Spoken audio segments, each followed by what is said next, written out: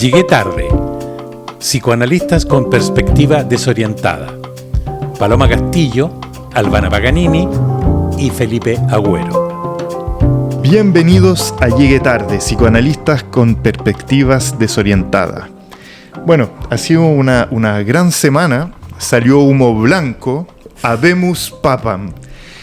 Pero encuentro que es una falta de respeto que hayan hecho todo este cónclave y toda esta gente que se juntó con votaciones muy complejas, lleno de gente esperando, cuando Trump ya se había autoproclamado él mismo papa, sí. Y había subido su foto y estaba en la cosa oficial de la Casa Blanca y nos dijo que iba a ser bueno. Sí, además que si era papa, capaz que ya no era más presidente de Estados Unidos y capaz que ya, o sea, yo igual lo prefería papa. Sí. Sí, como que era mejor como papa. Y fíjate más que... Más inocuo, decís vos. Y sí, más inofensivo. Oye, y esa misma semana, Elon Musk también se está despidiendo porque, bueno, como le está yendo mal en los negocios desde que se metió en la política, y que está dejando el cargo del Departamento de Eficiencia Gubernamental. Es que es mal agradecida la gente. Es mal agradecida. No, es mal agradecida. No, pero él dijo... ¿Qué dijo nuestro archienemigo, por favor, Felipe? Pero él dijo, cuando Buda murió, igual siguió el budismo. Pará, ¿se comparó con Buda? Totalmente. ¡Qué narcisismo, Dios mío! No, pero entonces vemos cómo esta gente no les basta tener mucha plata, no les basta tener cargos muy importantes de mucho poder. Ahora quieren ser los líderes espirituales también. Ahora son Buda, el Papa. ¡Wow! Oye, y fíjate que no hubiese venido mala. Quizás que hubiesen ellos trabajado en el Vaticano porque podrían haber hecho el Vaticano poor again, porque con los dotes de economistas de Trump hubiese podido como, no sé, volver a generar un poco de humildad. A la iglesia de los pobres. ¿No? Y claro, y ahí que Musk baje un poco los gastos, que revise un poco ahí las finanzas también. Pero bueno, todo esto para decir que es verdad que son unos verdaderos sinvergüenzas. Y viene bien porque vamos a hablar de sinvergüenza y de vergüenza hoy. Pero partamos con ¿de qué no hablaremos hoy, Paloma? Bueno, hoy nos vamos a hablar de un par de cosas, pero la primera que no vamos a hablar que es algo para lo cual además traje un audio. Porque buenísimo. Yo creo que hay que escucharlo directamente porque así es más impresionante. Miren aquí. El problema fue la segunda parte de esa conversación que también se filtró. Hoy día el colegio parece colegio diferencial, no hay más de 700 cabros, más del 60% son hueones con TEA, o sea, no tenéis ninguna posibilidad de volver, hueón, a tener la excelencia académica en el corto plazo. Ninguna. Suave. O sea, claro, este es el rector del INBA que esta semana protagonizó una polémica a propósito de la filtración de este audio y que es interesante porque este es un rector del INBA que lleva un mes en este cargo, sin embargo no es la primera vez que lo tiene, también fue rector del INBA antes, además es un egresado del INBA, él cuando adolescente estudió en el INBA. Después fue rector, antes de la última rectora, un rector interino, es profesor de educación física, y lo pusieron después de un episodio muy dramático que hubo, que fue el año pasado, que no sé si se acuerdan, probablemente sí. Uno escarba dentro de las escabrosidades o de las cosas malas que han pasado en el último año.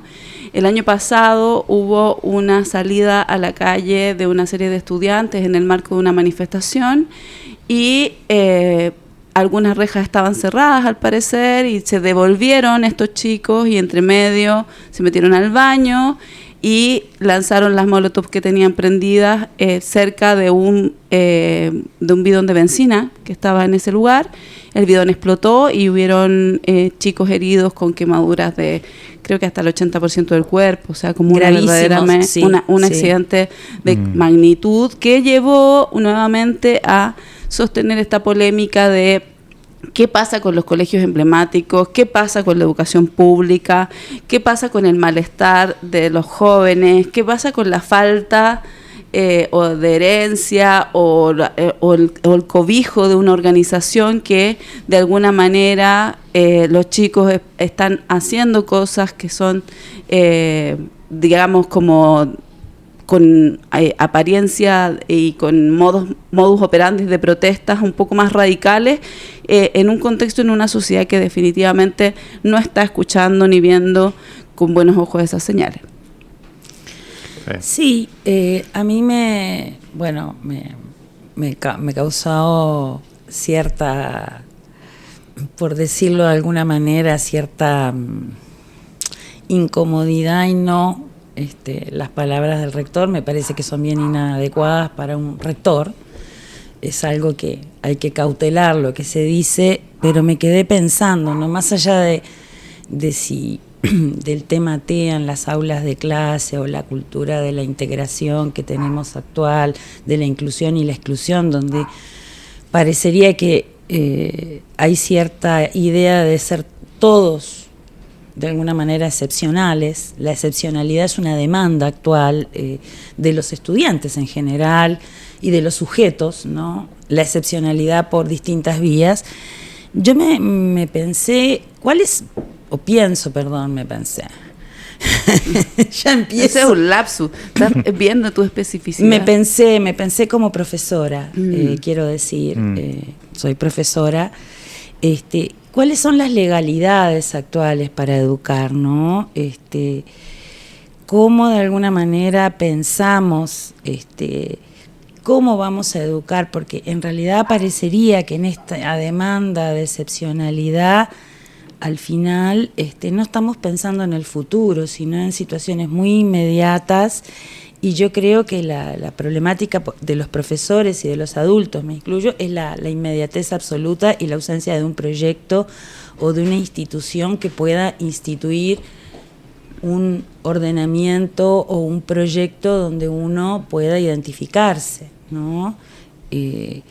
¿Cómo podemos cambiar esa agenda, ¿no? Porque parecería que hoy educamos más bien en la psicopatía, en la excepcionalidad, en algo que no forma un colectivo. Siempre yo pregunto, ¿no? ¿Cuál es la posición de un estudiante? ¿Cuál es la posición subjetiva? ¿Qué es ser un estudiante? Y bueno, ¿qué es ser un profesor en las condiciones actuales? Más allá de lo desafortunado y descriteriado de estas palabras, de plantearlas así, yo creo que habría que preguntarse, ¿no? ¿Cuáles son las condiciones actuales? ¿Qué clase de subjetividades estamos educando? Porque parecería que si pensamos en el proyecto actual educativo estamos educando psicopatías. Pero es interesante que el rector no dijo estamos llenos de psicópatas, dijo tenemos puros TEA. Y ante lo de la excepcionalidad, él remite a la excelencia. ¿Cómo vamos a llegar a la excelencia con todos estos hueones que son puros TEA? Bueno, claramente hay un quiebre de generación ahí. ¡Brutal! Donde efectivamente a mí siempre, o sea, y esto lleva tiempo ya, desde casi el estallido 2018, que todos los viejos dicen, oye, estos cabros de cristal, etcétera, etcétera. Y pareciese que los trajo a la cigüeña estos chicos porque ellos se olvidan de que en el fondo son producto un poco de la sociedad y las subjetividades que se están construyendo hoy. Y que efectivamente, como dices tú, bueno, estos viejos dicen, ay, el TEA a grandes rasgos es que son flojos, son sensiblones, intolerantes a la frustración y no quieren hacer ninguna cuestión.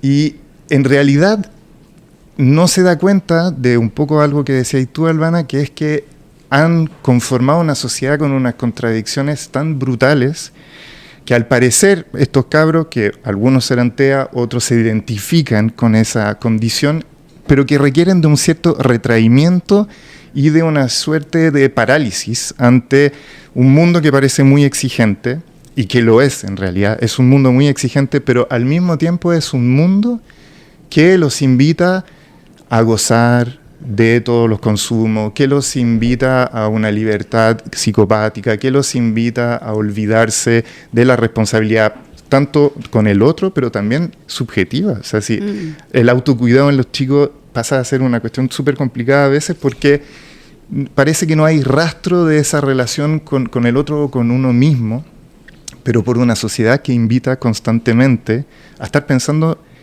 en la velocidad, en la aceleración, En la en la inmediatez. eficiencia, en la inmediatez. Claro, pero también hay algo que a mí me gustó mucho de este audio, más allá de la polémica, que por supuesto respeto a la gente que se pueda sentir como afectada por ella, ¿no? Pero me llama mucho la atención el significante vacío de excelencia académica, ¿no? ¿Qué es la excelencia académica? Porque es algo que no se puede lograr con este montón de gente tea, por lo visto, ¿ya? Sea lo que quiere decir con eso. Es algo que no se puede lograr con los requerimientos específicos de cada uno. Es como la excelencia académica es como el reverso de la educación personalizada, parece, ¿no? ¿Qué es la excelencia académica? Como un universal, una especie de una ley para todos, es que se saquen buenas notas, que les vaya bien en la prueba. Además, en esta contingencia del modelo neoliberal y todo, en realidad, ¿qué garantiza tener excelencia académica en el INBA? Nada. ¿Cuál es el futuro del excelente académico del INBA? Que yo creo que los cabros son más sensibles a esa angustia que los propios adultos que están esperando eso de ellos y no lo están viendo. Yo iba a decir, esto se parece como una versión a la chilena de la serie Adolescencia, ¿viste? El conflicto entre generaciones, o cuando llegan los detectives y dice aquí huele a vómito, masturbación y repollo. Bueno, aquí estamos llenos de autistas y de TEA, perdón. Y de Molotov. Quiero diferenciar. Y de Molotov. Justamente es la versión de este conflicto, ¿no? Sí. De que no hay traspaso generacional. Y me que parece no se entiende lo que se está traspasando. Exacto. Y ni para qué se está traspasando, porque en el fondo tienes una comunidad que vivió una crisis de la magnitud que la está viviendo toda la educación pública, y que es impresionante cómo se soslaya el efecto que esto tiene, digamos, en las expectativas. O sea, evidentemente es una comunidad que tiene mucha bronca, es una comunidad que el año pasado hubieron chicos que podemos interpretarlo de distintas formas, pero es un acto suicida, ¿no? O sea, volver a un baño con una molotov encendida. Y con unos trajes inflamables. Uno podría decir, bueno, acá hay chicos que se están inmolando, y en el fondo el problema de la excelencia académica viene a ser un problema secundario, o es algo a lo sumo en lo que hay que trabajar mucho para que eso se constituya en una esperanza, ¿no? Y al igual que en el tema de la serie de adolescencia, esto es algo que va más allá de esa simple comunidad educativa, es un síntoma de nuestra sociedad y no estamos pudiendo entender, o sea, hay unos quiebres, puros quiebres, pura incomprensión. Hay algo de la legalidad que no se inscribe, ¿no? Yo pensaba, bueno, pero ¿cómo salimos de esta agenda de la impunidad, ¿no? De la no vergüenza, a propósito de cómo vos empezaste el podcast?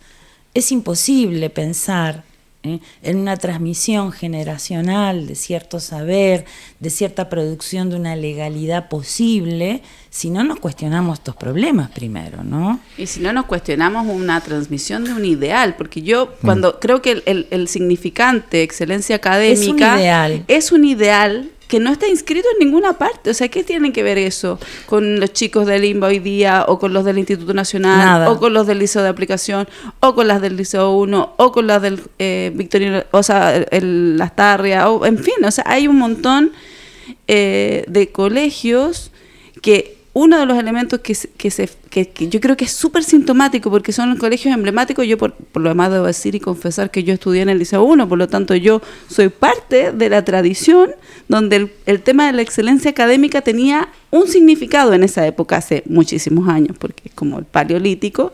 Entonces yo ahí estudié en el Liceo 1 y había un tema con la excelencia académica que era que efectivamente era como el espíritu Toyota, ¿no? Como que involucraba a cada una de las personas que estaban en esa comunidad, y todos como que rendían cierto tributo a esa excelencia que uno iba a tener ahí, y que eso implicaba, digamos, un futuro bueno, y que además reconocía cosas buenas de uno, que es distinto, ¿no? Porque no es solo la envoltura institucional como una especie de enajenación puramente, sino que, como toda enajenación que funciona bien, toma elementos de ti y los reconoce. Entonces uno dice, bueno, yo estoy aquí porque soy una buena estudiante y porque por ello, junto a estas otras miles de chicas que, o sea, nosotros estudiábamos en un liceo que tenía hasta la letra O sea, había primero, medio, O, ¿no? Como que es algo que el mundo que nos escucha probablemente ni se imagina que eso existe, ¿no? Yo pienso que en ese sentido la pregunta es, bueno, ¿cuáles son las condiciones de subjetividad actuales en nuestro país, ¿no? Si pudiéramos hacer una agenda social, pasar de la idea esta de la seguridad o la excelencia, que son como palabras, significantes vacíos, a pensar en las formas impunes, justamente que nos inscriben legalidades. Las legalidades sostienen ideales. Y creo que en esta no idea de futuro, de proyección, bueno, estamos en un mundo muy aspergeriano, por decirlo de alguna manera, y de la excepcionalidad, ¿no? No hay un nosotros. Es que esa excelencia académica en este contexto en específico, diferente del que conociste tú, me suena igual de vacío que algo que hemos conversado en otro momento, que es el otro significante que subsume todo en la sociedad hoy en día, que es el crecimiento económico. Claro. Y es un poco lo mismo, nomás, como hay que seguir creciendo, hay que seguir progresando, pero sin importar ya ni un aspecto de para qué, hacia dónde, cómo estamos. Podríamos repensar un poco las cosas para, en el fondo, estar involucrados y en el fondo estar pensando que estos chicos sienten que están tomados en consideración por, en el fondo, esta otra generación para ir viendo qué es lo mejor que podemos hacer como sociedad. Pero parece que ahí hay algo que de nuevo se corta. Está cortado. Y que ya no tiene más sentido. Es estar haciendo por estar haciendo, creciendo por seguir creciendo, seguir siendo excelente como para resguardar simplemente un referente, pero que ya no significa nada para las personas que viven en esa comunidad. Claro, pero habría que pensar también, como para desplazar un poquito, ¿no? Que esta cosa como de, son todos autistas, que son todos TEA, ¿no? Que no dicen no nada. autistas, TEA, perdón. Que Sí. TEA, porque TEA es como Es trastorno del distinto. espectro autista y en el fondo es un significante que aloja muchas cosas, pero nunca lo hemos tratado tanto y creo que igual hay algo interesante ahí en términos de que en esa demanda de excepcionalidad hay un grito de una generación a otra, ¿no? Uh-huh. Que exige mirada. ¿Por qué los jóvenes nos exigen un reconocimiento de una particularidad todo el tiempo? ¿Por qué están tan interesados en que esta generación les haga una prueba especial para ti? ¿No? Eso es que una te deje superbuena a ti tomar la prueba 2 días después, que te deje hacer la prueba de pie, que en el fondo es como si estuvieran demandando un maternaje o algún tipo de relación afectiva, como si necesitaran en este reconocimiento algo que la generación de padres, como bien dice Felipe, en el fondo estos niños no salieron de un repollo y ni los trajo la cigüeña, o sea, como que hay un mundo adulto que no ha sido capaz de ser convocado excepto a través del diagnóstico. O sea, necesitas que alguien le haga una prueba de gente de qué tan especial eres tú para que el mundo adulto tome una serie de medidas que además son protocolares y vacías, porque hay que decir que en el fondo el reconocimiento que se hace a alguien que tiene un diagnóstico de espectro autista tanto en la universidad como en los colegios es una serie de normas y protocolos que invisibilizan de la misma manera la demanda de ser especial. Es funcional, exacto, Sí. no es... Y además No es sensible. quería yo subrayar otro punto. Yo estoy de acuerdo.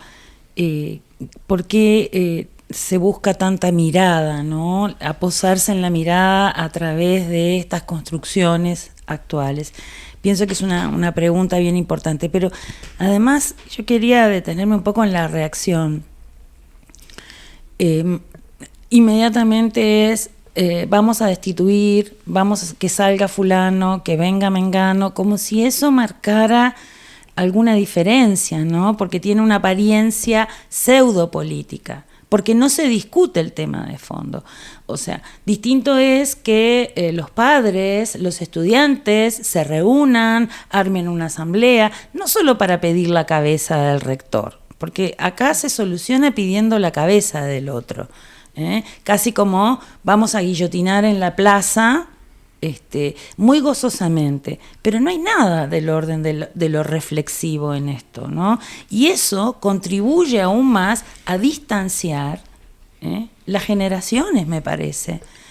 Es como funamos, pedimos que desaparezcas, ponemos a otro que va a instalar la excepcionalidad. O que no va a mandar el audio nomás. Exacto, que no va a mandar el audio, lo va a hacer de otra manera, pero resulta que no hay una discusión política de esto.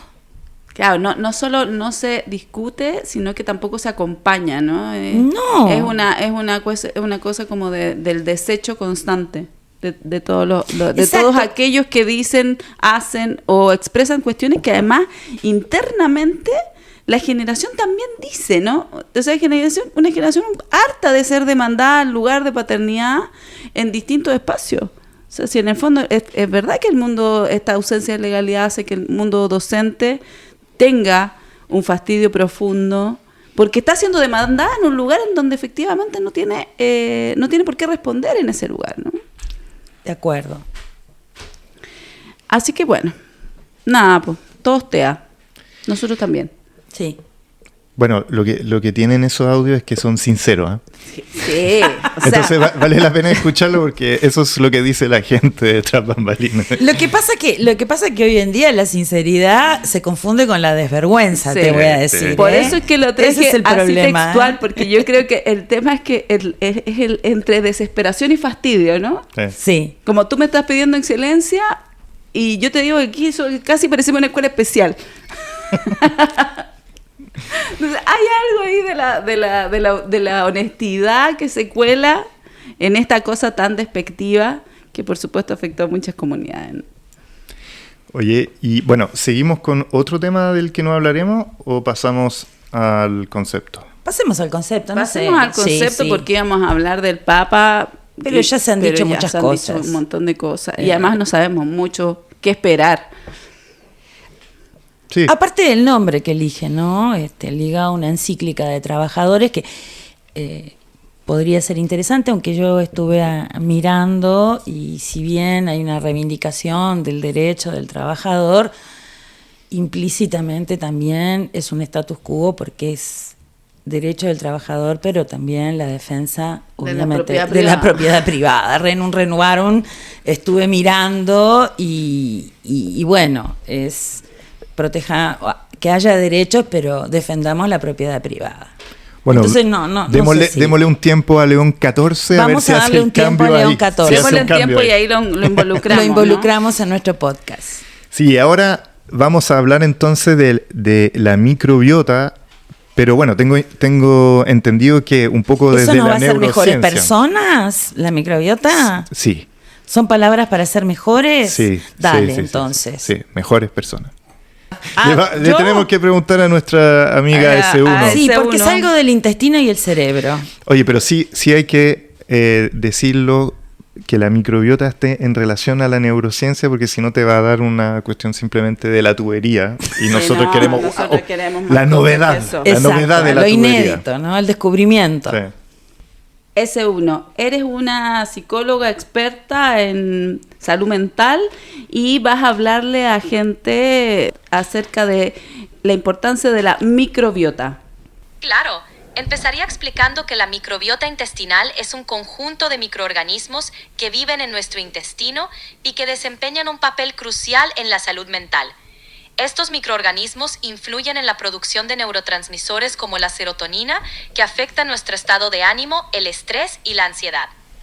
Mantener una microbiota saludable a través de una dieta equilibrada y rica en fibra puede mejorar notablemente nuestro bienestar mental. Es un tema fascinante y con mucho potencial para mejorar la calidad de vida. Gracias, S1. De nada. Si necesitas más detalles o algún otro tema, aquí estoy. Oye, se supone que uno ya no le tiene que decir gracias a la inteligencia artificial, ni gracias, ni por favor, ni nada, porque parece que cada vez que hacemos eso... La humanizamos demasiado. No, y vamos gastando energía al pedo, porque no es un humano. Además piensa en el agua. Y los centros gastan mucha agua. Entonces todos los gracias... En puros gracias. Gastamos un vaso de agua. Se secó el planeta. Sí. Así que, por favor, no lo haga usted en su casa. No le diga gracias a ese uno. Pero podría seguir deteriorando nuestros lazos. Sí. Sí.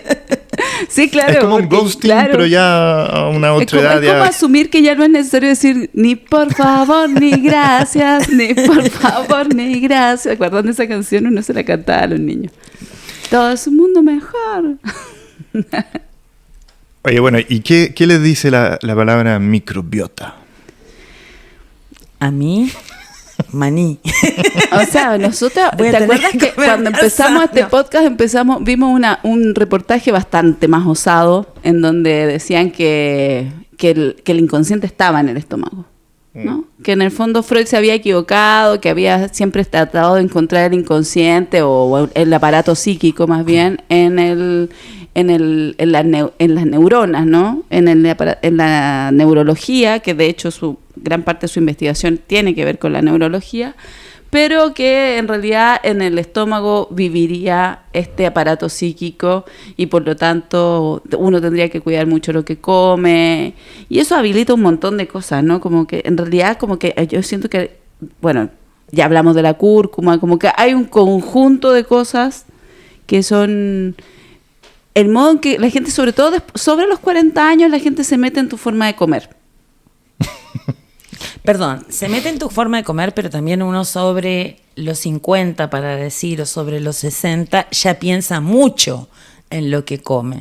Tengo que decir, en lo que va a comer. No, y hay jóvenes que no comen También. porque es un tema no comer también. Exacto. Exacto. O formas de cuidado alimentarias que son muy, muy curiosas, ¿no? Claro, o como todo restrictiva, muy restrictivas, como todo obsesiva. crudo, Sí. por ejemplo. Hay gente que come crudo, no cocido. Vamos a volver a las mitológicas de Lévi-Strauss, lo crudo y lo cocido como paso civilizatorio. Ahora estamos en la onda cruda, ¿viste? Vamos retrocediendo. Vamos retrocediendo. ¿Y qué sí. viene antes de eso? ¿Ser como planta? No sé. Comer capaz- sol. Capaz. O fotosíntesis. Transformarnos en la fotosíntesis, ¿viste? Había ¿Qué una vamos vez a una hacer con los persona que ravioles de decía los que domingos? vivía de solo comer sol, yo me acuerdo. Porque eso como que igual está asociado a una rama de gente que por supuesto la psicología nuevamente le ha dado muchísimo lugar, que efectivamente van construyendo de esto que nosotros llamábamos como rasgos sintomáticos, porque lo del comer no es algo menor, ¿no? Eso por lo mismo que tú estás diciendo, Felipe, es decir, como que la relación con la comida, con la incorporación y con la expulsión son elementos que el psicoanálisis ha mostrado siempre como elementos esenciales para definir un carácter. O sea, la Sí. economía psíquica tiene que ver, el aparato digestivo está desde el inicio de la vida. El mundo empieza a conocerse por la boca. Eso ya lo dijo el psicoanálisis hace muchos años atrás, ¿no? Entonces, esto que aparece como un descubrimiento, no sé.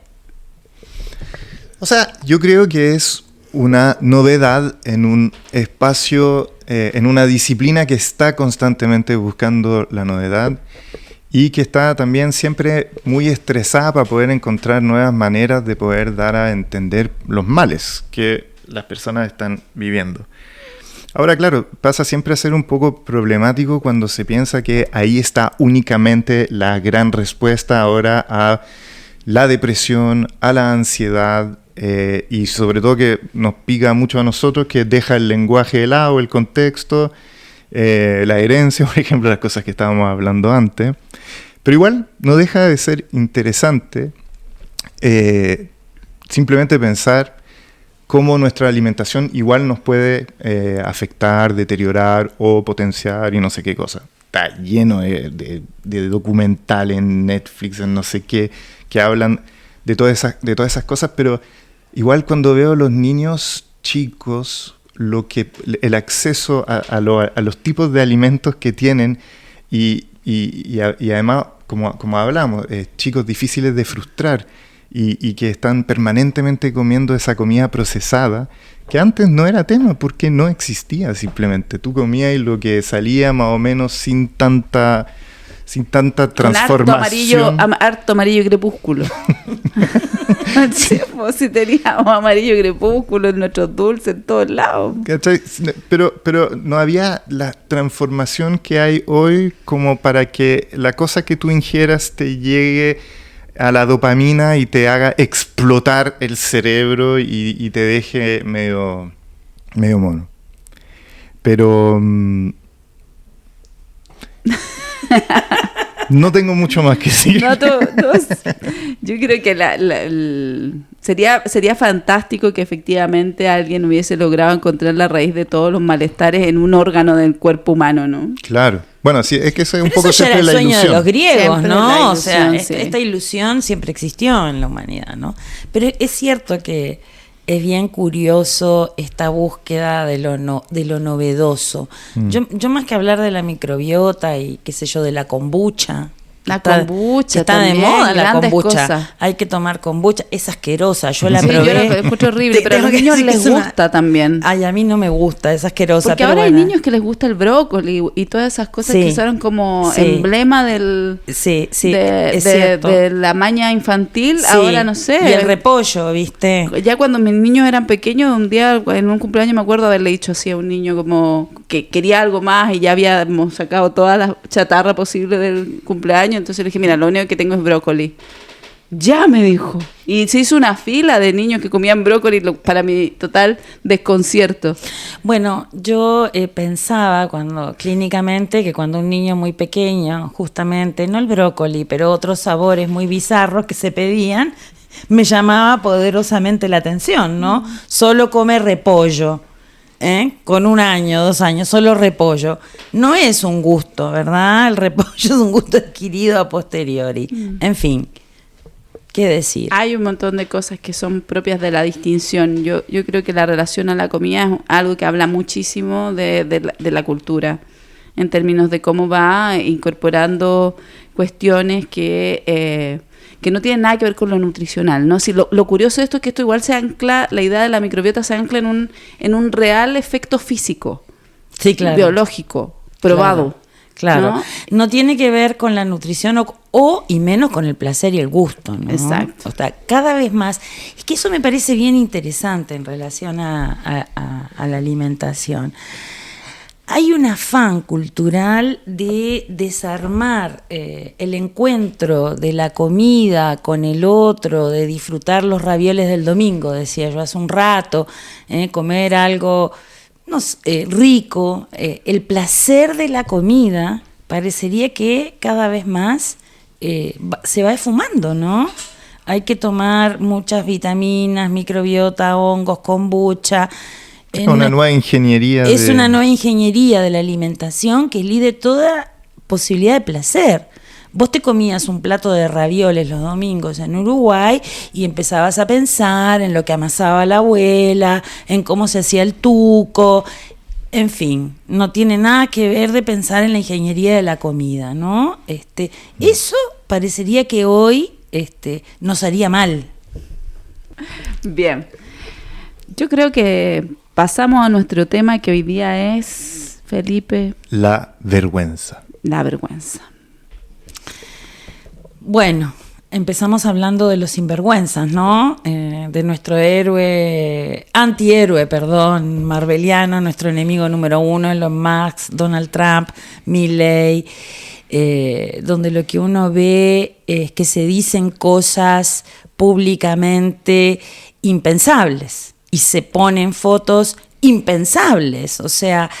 Yo pensaba en relación a, por ejemplo, Milei, cuando asume la presidencia y sale con esta vedette sacándose una foto, besándose. Me parece que es una escena que años atrás, para la investidura de un presidente, nos hubiera parecido escandalosa. O que un presidente promocione las criptomonedas como un negocio a futuro y estafe a miles y miles de personas y no pasa nada, ¿no? Hay algo que se ha corrido de los diques, de ciertos diques, de ciertas restricciones, que ya no operan, parece, ¿no? Y yo no pierdo mi capacidad de asombro y cada vez creo que la apuesta sube más, ¿no? Escenas de sin pudor. Entonces yo digo, si no hay vergüenza, no hay culpa, no hay pudor. Recién decía Paloma, bueno, ¿qué nos queda? El asco.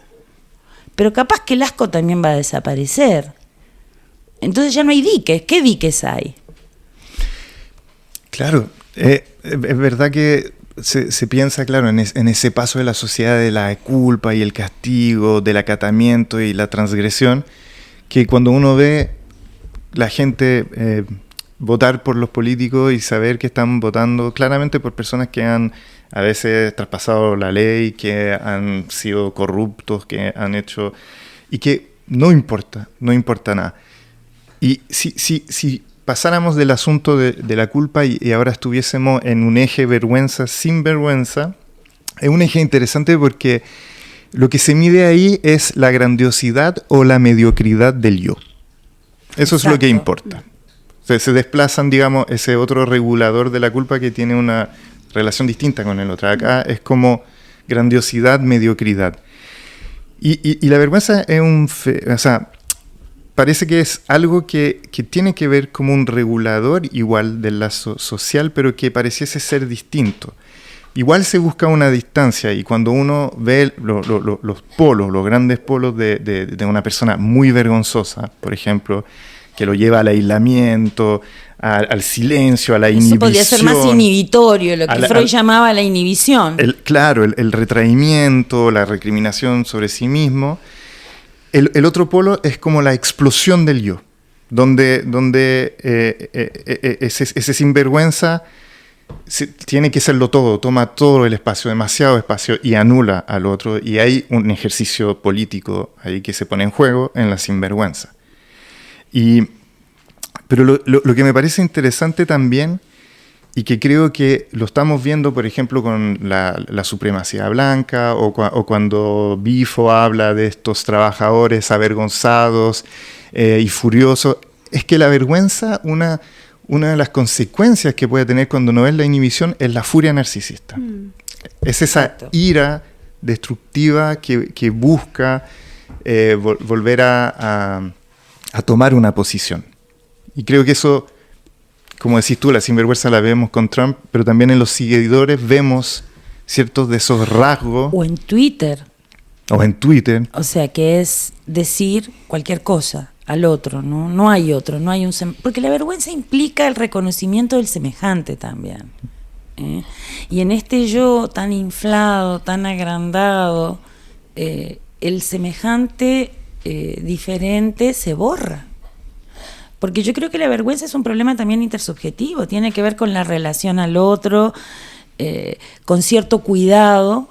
Cuando hay vergüenza. Cuando hay vergüenza, exacto. Se busca establecer, o sea, tratar de entender... Implica una restricción. ¿Cómo me voy aproximando? ¿Cómo tomo un espacio, pero reguladamente? O sea, la vergüenza va más por la vía de lo que llamábamos antes el síntoma, si querés, ¿no? Y ahora vemos más bien un borramiento de eso, ¿no? La vergüenza, como tú dijiste al principio, ¿no? La vergüenza en psicoanálisis tiene un lugar como de privilegio junto al pudor, la culpa y el asco, que significa que son diques que se instauran definitivamente cuando se constituye la figura del superyo, es decir, una figura ideal y moral, que dice esto es bueno, esto es malo, y ante lo malo, también. Claro, y ética, y ante lo que está sancionado como que, y eso es interesante, ¿no? Porque en psicoanálisis lo malo es aquello que me va a hacer perder el amor, ¿no? Eso es lo malo para un yo, ¿no? Para un yo, no, lo malo no necesariamente tiene que ver con las grandes leyes universales, sino que las leyes universales se apalancan en esta cuestión que se llama como la instalación de la moralidad, que originalmente es si no me aman, yo me muero, porque además he estado bien apalancado además en la vulnerabilidad inicial de todo ser humano. Entonces, en el fondo, los seres humanos no pueden sobrevivir. Uno arrojaría a un bebé por una ventana si no hubiera amor en esa relación que te permite bancarte que el bebé no duerma, que tenga una alergia alimentaria, que llore, que tenga que limpiarle su caca y olerla. Inclusive Silvia Bleichmer dice en una parte que es interesante del sujeto ético, y que dice como que además uno le pierde el asco a la caca del bebé, ¿no?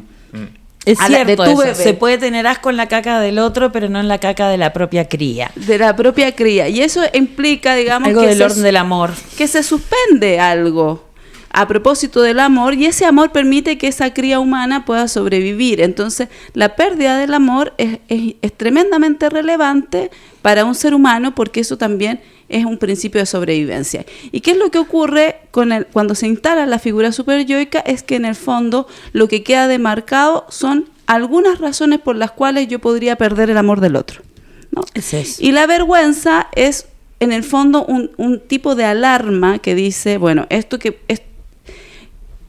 está viendo el otro de mí no le va a gustar. Y podría dejar de querer. Y podría dejar de amarme. Entonces, en general, la vergüenza está pensada como algo que supone que el otro, que es recibir la mirada del otro. De hecho, si ustedes se fijan, uno en realidad la vergüenza le viene retroactivamente. No hay vergüenza antes. Por eso está asociada al síntoma, claro, me parece. No hay hay pudor te puede dar antes. Pudor de entrar en una sala llena de gente que no conoces, pudor, pero no te da vergüenza. Vergüenza es eso mientras uno está lavando la loza y se acuerda de lo que dijo. Y dice, quizás tomé mucho vino. Quizás no debería haber dicho tanta cosa, pero ¿por qué hablo tanto? Pero además me expuse, la sensación, la vivencia de exposición de algo que el otro no debiera ver. Pero y que además, espérate, Bleichmann dice que además como el otro no debiera ver, porque en el fondo uno muestra demasiado de su deseo. Y esa parte es como hay algo que velar. Hay algo que el otro no tiene que ver de forma tan obscena. Entonces, cuando uno está lavando la loza, se piensa, ese pisco sour estuvo de más, no debería haber ido. Y encima dije esto, y encima me fui embolada. Estaban todas estas personas, y ahora no sé qué, y que uno ese momento en que uno continúa la discusión como en la ducha, y es como, y como que uno dice, debería haber, ¿por qué no me quedo callada nunca, no? Y porque ahí hay algo de verse desde la mirada del otro, que es lo que genera y activa esta vergüenza, que efectivamente en algunas personas se transforma en una inhibición feroz, porque después produce la sensación, y ahí es interesante mezclarlo con un poquito lo que dice Melanie Klein, de haber dañado algo. Haber dañado el vínculo, la relación. Haber dañado algo, y entonces se sobreviene, digamos, un retraimiento. Hay algo porque veo que han leído a Silvia Bleichmer. Sí. Que es su favorita, Siempre, yo lo que sé. es un clásico, Yo lo sé. vergüenza, pero además culpa muy y pudor, divertida. que es genial ese libro. Es muy divertido. Yo leí ese al libro. Serge Tisseron, que es un psicoanalista francés que ha escrito distintos libros, y que me parece interesante también porque... bueno, como muchos Tisserón. otros... Como Tisserón, Tisserón. Dilo en castellano, Felipe. Serge Tisserón. Oui, c'est ça. Yo he leído muchas veces a Tisserón, bien. pero It's good, good. se llama It's Tisserón. good. It's good. Tisserón. Bueno, bueno, como muchos otros, y que me imagino que la Bleichmer también plantea eso, que ya en el psicoanálisis había un poco un deje de lado de esta palabra vergüenza, porque efectivamente el tema de la culpa se lo había comido todo. Que son dos cosas distintas. Que son dos cosas distintas, pero cuando escuchaba lo que tú decías, es muy difícil a veces esos límites entre lo que es vergüenza y lo que es culpa. Y lo que me parecía interesante de Tisserone, en argentino. En argentino. Tisserón. Es que hablaba que claro, la culpa tiene relación como con un acto que transgrede un código y que hace que los otros pueden enojarse, culparte, etcétera, etcétera.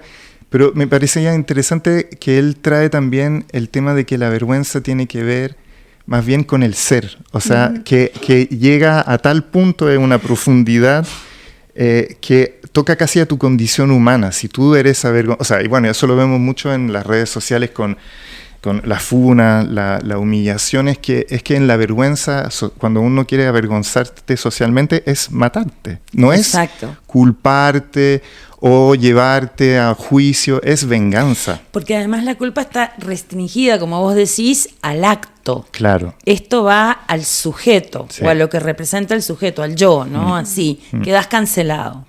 Claro, porque va al yo soy, ¿no? Exacto. En el fondo la vergüenza es porque la objetualización que hace la mirada del otro Es el yo soy. te nombra, ¿no? Entonces en el fondo lo que ve el otro te dice tú eres.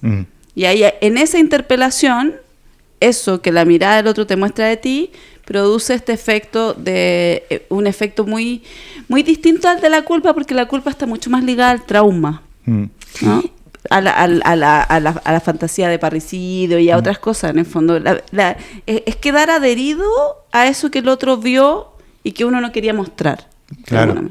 Y que eso que vio es tremendamente inadecuado, a tal punto que se puede jugar la desfiliación Claro. de ti como un ser humano frente a la mirada del otro. O sea, la vergüenza La es pérdida de amor. radicalmente o sea, destructiva de tu posibilidad de ser, para decirlo de alguna manera. Y lo divertido es que si usamos esa misma palabra, que la vergüenza puede traer un sentimiento de temor a la desfiliación, la sinvergüenza es una... O sea, a la filiación, perdón, Sí. estoy equivocado.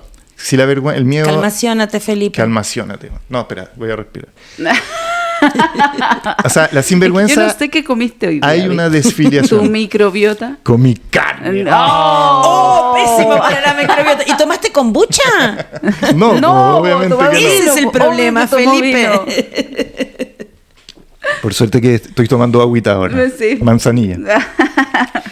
Pero claro, o sea, hay en la sinvergüenza hay un tema que tiene que ver con, al final, la desfiliación, en el sentido de que cuando Trump está hablando y por ejemplo, hace sus comentarios sobre sus 100 días, y él es casi que el enviado que los ayuda a todos, que hizo todo perfecto, la mirada del otro ya no está puesta en juego ahí. No, No le importa. no. Desapareció. Es una especie de ameba, de ser inflado donde no hay otro. Y ese es el nuevo yo bacán. Yo creo. Como ese que es capaz de olvidarse Porque totalmente de la yo mirada del pensaba, otro ¿no? y hacer lo que se Claro. le canta. Por ejemplo, la culpa la podíamos pensar, por ejemplo, en el conflicto de Antígona, ¿no? Entre la ley del tirano y enterrar al hermano, la ética y la culpa que ese acto podía conllevar, ¿no? Y la culpa entra además en un lenguaje de cierta legalidad y de cierta juricidad, si decimos esto, ¿no? Pero esto va por otro lado, ¿no? Tiene que ver con el otro desapareció, ese ser no se siente interpelado en absoluto, ¿no? Y pensaba en las funas, ¿no? Cómo la funa justamente apunta a la vergüenza, a cancelar al sujeto en la vergüenza, ¿no? Producir en el otro una cancelación absoluta. Bueno, ¿no? y es interesante que cuando aparece el Me Too y que estábamos hablando de tema de ley, lo que llevó a desplazar quizás la culpabilidad hacia la búsqueda de avergonzar al otro. Exacto. Tenía que ver... Más que el acto jurídico. Exacto, ahí hubo de un la desplazamiento. culpa. Yo creo que hubo un desplazamiento. Sí. Pero también en términos políticos lo que a mí me parece interesante del problema de la vergüenza es que es un campo que está en disputa, ¿no? De hecho, la vergüenza ha sido ocupada en general por los poderes hegemónicos, y en ese sentido yo creo que hay libros importantes de Judith Butler que trabajan sobre el tema específico del uso de la vergüenza como un modo de objetualizar poblaciones, ¿no? Y hacer de la diferencia una especie de inscripción, de categoría que produce e inhibe y que marginaliza. Y que además transforma esas vidas en vidas no dignas de ser vividas, ¿no? Sí, eso está en cuerpos que importan. Eso ¿no? está y en vidas precarias. Porque hay un punto en la vergüenza que es relevante, que yo creo que es justamente el reverso de lo que hace Trump, ¿no? Que es que en el fondo la sinvergüenza de Trump es una demostración de que le importa un carajo la mirada del otro. Sí. ¿No? En el fondo le importa un carajo el lazo. Le importa un carajo el otro, más que la mirada. En el fondo, el otro no existe. En el fondo da lo mismo, pero el tema es que la vergüenza o lo que se puede hacer con la vergüenza también tiene que ver con reconocer la vulnerabilidad de, primero, estar habitado por un deseo que el otro puede ver. Por eso es que efectivamente yo no lo ligaría a la culpa y el trauma, ¿no? Porque yo creo que la vergüenza tiene algo interesante para el análisis y para el posicionamiento de las comunidades en términos políticos. O sea, una comunidad que reconoce que tiene aspectos frágiles, ¿no? Y que efectivamente puede ser ubicada, digamos, como en incluso sus repeticiones, ¿no? En sus discursos vacíos de pronto, en sus consignas sin tanto fundamento, pero puede tomar eso y hacer de eso un valor. Pero tenéis razón que, por ejemplo, él no siente vergüenza y no le importa el lazo, no le importa la verdad, no le importa el protocolo, nada.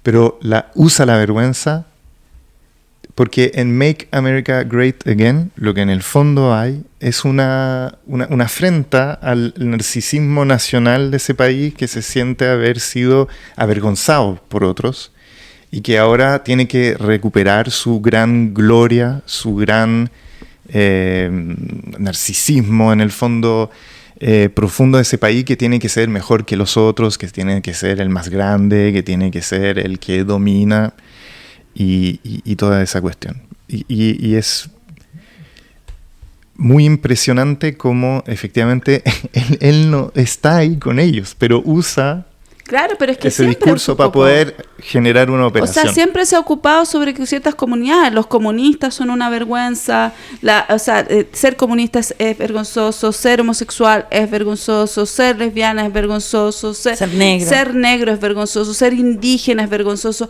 En el fondo, en términos sociales, el poder utiliza su capacidad que tiene de etiquetar para restringir ahí. Además, si te fijas, como que en el fondo se le supone un deseo a esas comunidades que tú estigmatizas. Por ejemplo, a los comunistas se les supone el deseo de que son gente que quiere todo gratis, ¿no? Que no quiere trabajar, que es siempre el discurso fascista sobre los comunistas, ¿no? Que es muy conflictiva, o sea, todos esos excesos, ¿no? Que pueden poner en ese lugar, se utilizan. Lo mismo con el deseo homosexual y con distintos tipos de cosas. Lo que se rotula son los deseos. Ahora, ¿qué pueden hacer las comunidades? ¿O qué puede hacer un sujeto? Porque en realidad lo interesante de lo que dice Judith Butler es que la vergüenza lo que hace es interrumpir la continuidad de la narrativa de un yo. Es decir, en el instante en que tú sientes la vergüenza, algo de tu performance narrativa con la cual tú te instalas en el mundo se rompe. Entonces te tienes que reconstruir, incluyendo esa falla. Y eso me parece es importantísimo. Eso es una... Claro, lo queer, lo torcido es la posibilidad de haberle dado vuelta a ese significante que en un principio debe ser el que te avergonzaba, justamente. Exacto. Y hacer de eso una potencia. Sí. Que encuentro que es fundamental. Bueno, pasamos al minuto cafebrería. Perfecto. Vamos al minuto cafebrería. ¿Empezás vos, Felipe? Parto yo. Tengo una peli que justamente trata un poco de un grupo paramilitar supremacista estadounidense que era activo en los años 80. Es con Jude Law, la encontré muy entretenida y se ve un poco todo esto, justamente un pueblo perdido que siente como la máxima precariedad y que se va perdiendo un poco en cuáles son las razones por las cuales hay tanta precariedad. No se dan cuenta que en el fondo están subsumidos por el 1% de los gallos más blancos de este planeta, pero ellos tienen un problema con los negros o con quien sea. Pero se ve mucho de esa vergüenza, se ve mucho esa furia narcisista, se ve mucho todo este tema que estábamos hablando. Se llama La Orden o la Hermandad Silenciosa, desde el 2024, está en Prime Video, dirigida por Justin Kurzel. Es muy entretenido. Bueno, yo voy a confesar que a mí, dentro de la escritura, soy fanática de la novela negra sueca. Yo sueño con ir al mar Báltico, sueño con ir a Estocolmo, sueño con ir a Gotland, qué sé yo, me imagino los países nórdicos. Me gusta mucho la novela y me gusta Mankell, que fue un escritor sueco que muere creo que por el 2015, por ahí. Mankell para mí es uno de los escritores de novela negra mejores que hay, nórdicos, que hubo, porque además no solo las tramas que construye son para mí apasionantes, sino que además tiene una posición política. Él siempre, uno lee la crítica hacia el fascismo, la crítica hacia el nazismo de los suecos, preguntas, muy obviamente me imagino que no su inspector Wallander, yo creo que Wallander no hubiera votado por Olof Palme, pero él sí. Bueno, está toda la saga de Mankell de Wallander, pero hay un libro que me gustó mucho que se llama Zapatos Italianos, que justamente a propósito de la vergüenza, es un tipo que comete un acto, un médico que comete un acto que lo avergüenza mucho, que lo culpabiliza, entonces se pierde en una isla en el mar Báltico, una isla que no hay nada, solo él en una casa, entonces uno se imagina, ¿no? Y llega un barco cada tanto a esa isla porque está totalmente aislada, hasta que de repente la novela empieza que él divisa a lo lejos a una mujer que viene caminando en el medio de la nada en la nieve con un burrito. Entonces es como una imagen alucinante porque uno se ve a la mujer caminando.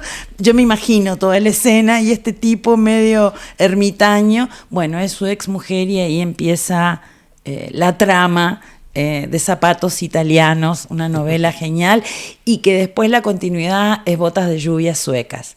Yo realmente recomiendo a Mankell, es uno de mis favoritos de la novela negra. No, se ve entretenido. Súper.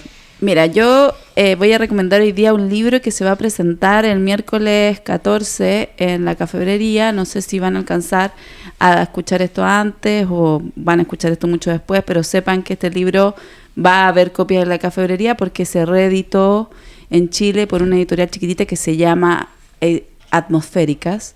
Y es un libro del peruano José Carlos Agüero que se llama Los rendidos, sobre el don de perdonar. Y es un libro impresionante, impresionante. Yo lo leí hace muchos años, pero era muy difícil de acceder a este libro en Chile, entonces como que de alguna forma se ha ido transformando como en un libro de nicho de la gente que estudia temas de memorias y temas de hijos, ¿no? Porque José Carlos Agüero es un escritor peruano y historiador cuyos padres son asesinados durante la dictadura en Perú, o sea, durante la guerra, y que pertenecían a Sendero Luminoso, y entonces efectivamente en esa trama de ese conflicto tan difícil, yo ya había comentado un libro de Agüero acá que se llama Sombriti, pero este es el primero al que tengo acceso en ese tiempo, y les voy a leer una parte que justamente tiene que ver con esto, ¿no? Se llama Estigma. Se aprende a convivir con la vergüenza.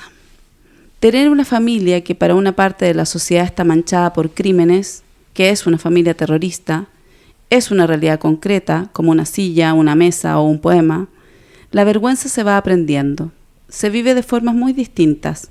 Cuando se es niño, las cosas son más sencillas, pero también más hirientes, porque aún no están todas las defensas preparadas y se es un blanco fácil. ¿Dónde están tus papás? ¿En qué trabajan? No son preguntas difíciles, no son hechas con mala intención, pero incomodan y desarman, duelen de un modo modesto. Miras para atrás y piensas, no fue tan difícil. La vergüenza pocas veces fue algo evidente, cuando no hay en el recuerdo rostros rojos, ni manos sudorosos, ni burlas. Hay sí un sentimiento de ser inferior que ensucia los días. No se puede decir la verdad, No poder usar la verdad es algo que quita nobleza. De niño no lo entiendes con estas palabras, pero lo presientes. Mis padres están presos, mis padres han sido detenidos, mis padres están escondidos, mis padres están muertos. Explicaciones imposibles de ofrecer, pero que podrían haber generado alivio para dejar a veces de ocultar y actuar una forma precaria de normalidad para poder encajar. Las cosas mejoran cuando pasan los años. Aprendes a manejar las situaciones, inventas historias que tienen algo de verdad y mucho de fábula. Raramente decides contar algo a alguien que se muestra capaz de comprender. Ir tanteando el entorno para ver si los que preguntan serán duros, o fríos, o indiferentes. La vergüenza no es un sentimiento, es algo real, un mecanismo razonable, por eso no se puede evitar. No se trata de un momento de humillación, no es como caerse frente a un auditorio lleno de gente. Esta vergüenza no requiere ser activada. Forma parte de cada cosa que haces y de cómo te relacionas con los demás. Se construye a sí misma por años, con cada mentira, silencio, secreto, con cada evasiva, cada relato o con largos momentos de soledad. ¿A cuánta gente mató mis padres? Saberlo es innecesario, solo que sea posible plantear esta pregunta en cualquier momento y que sea válida es lo que sostiene este tipo de vergüenza. Wow. Wow, y yo que hablé de una novela de ficción, ¿viste? De una vieja con un burrito en la nieve. Me siento súper banal. Qué terrible. Pero es que me fascinó, me alucinó esa novela. De todo tipo de lectura. Sí. Ya, bueno, muchas gracias por escucharme. Nos vemos pronto. Chao, chao. Chao. Desde la Cafebrería, un espacio que piensa, crea y debate.